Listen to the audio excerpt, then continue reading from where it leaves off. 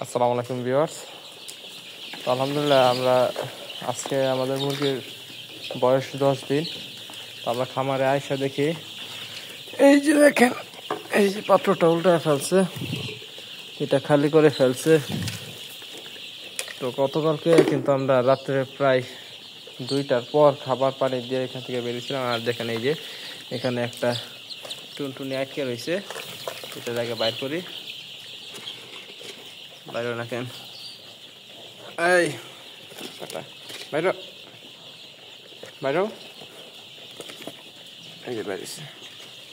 তো এই বিষয়গুলো আপনাদের লক্ষ্য রাখতে হবে। বেশিক্ষণ যদি আটকে থাকে তাহলে মুরগিগুলো মারা যেতে পারে।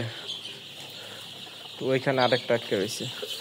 এই পানির পাত্রও শেষ, এইটাও শেষ, পানি তো মোটামুটি সবগুলাই শেষ। এই দেখতে পাচ্ছেন, এই একটা আটকে রয়েছে, বাইরে বাইরেছে, অবস্থা টাইট।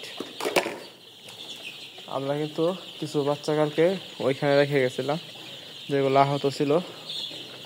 ওইগুলো লক্ষ্য করবো যেগুলো কিছু হয়েছে কিনা। আয় হাই, সব বোনাস খাদ্যের পাত্রের ভিতরে এনেও তো আটকে রয়েছে। এই বাবাজি তাহলে এতক্ষণ শব্দ করতেছিল, এই দেখছেন।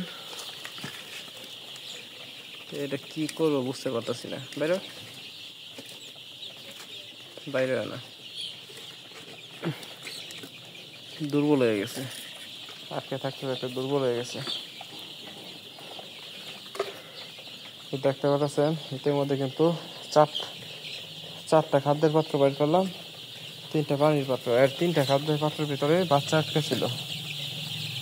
এইটার ভিতরে নাই, তো সমস্যা নাই। খায় একদম সব শেষ করে ফেলছে।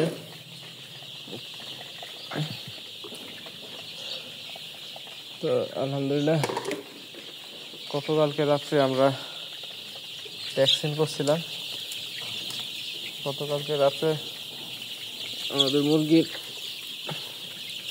একটু সমস্যা দেখা দিয়েছিল। এগুলো হলো মুরগিগুলা